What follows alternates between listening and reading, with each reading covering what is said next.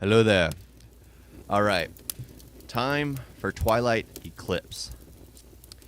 And I'm gonna be honest, this one is probably the one I despise the most. Especially actually having an emotional attachment.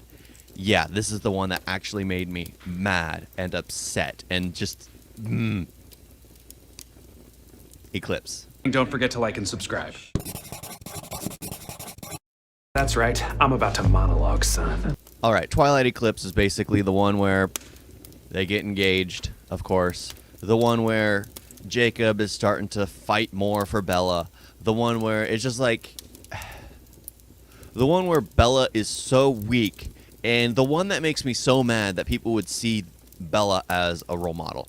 Because she is so weak. She's stringing along two guys. She can't let go of either of them.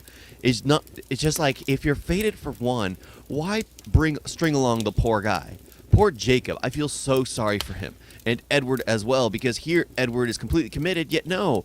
Bella's willing to do anything to keep Jacob around.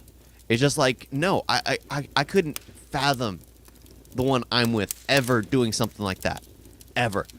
Because if it was, I mean, imagine how heartbroken you'd be to just know it, see it, hear it, as in Edward's case. Hear it from the mind and just be like, okay, I still trust you, though. It's just like, no, that's literally cheating at that point. It's like, it's aggravating. And especially right after Jacob basically forces himself onto Bella and takes a kiss. It's just like, what the heck? What the heck is going on in this movie? How can people find this one to be very great? I mean, the only thing good about this one was Jasper, but it's just like being in those situations, actually feeling those emotions.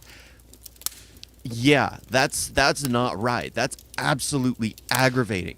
I absolutely despise this movie because the whole movie is basically Bella stringing along two people. And that movie made me feel like Bella doesn't deserve either of these two great guys.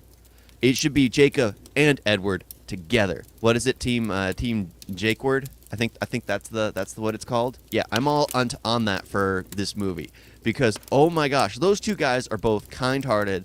They're both respectful. They both value the other one's thoughts and opinions. To the fact where Edward was willing to understand Bella kissing another guy just to keep him in the loop, in the little triangle. No. Edward, you should get with Jacob. Jacob, get with Edward. You guys are fated to be together. You guys are perfect together. Honestly, I would have been so happy in that moment if Jacob actually looked over at Edward and he imprinted on Edward. Imagine that. I'd be like, oh, that's perfect. That's perfect right there. That's what it should be like. That's what it should be. That is great. Of course, then the writer would end up doing is just like, it's a triangle where Bella has both the guy and Edward has his pet, that's Jacob, yet Bella both has Jacob and Edward. It's just like, I know that's what the writer would have done, but I would have done it if I was writing this story to be where Bella gets tossed to the wayside because now two loyal people, two completely caring, loving people have found each other who are willing to stick it out. Bella doesn't deserve any of that. As you can see, a lot of the shots in this were the things that really aggravated me. And it's funny, because before when I was watching these movies, the very first time around, I was just like, that's dumb. That's dumb. That's dumb. Why is any of this happening? That's just dumb. That's just dumb. But then when you throw your logical brain out and put in your emotional one, it's just like, oh, gosh dang, Bella, what's wrong with you? Oh, Edward, how are you allowing this to happen? Jacob, don't do that. Get with Edward. Get with Edward. He's a nicer guy. Sure, like, when they were bantering in the tent, it was just like, oh, they're perfect. And the fact that Bella was just pretending to be asleep just so she could watch them talk and get along. It's just like, oh. But the thing is, you would think they both would have known. The fact that Jacob could tell by the heat of her body, because you know when you sleep, your body actually cools down. Jacob would be able to tell, and Edward would be able to tell by the beat of the heart. If it slows a bit, they would be able to tell if she was actually awake. So it's just like this weird thing put in, just like,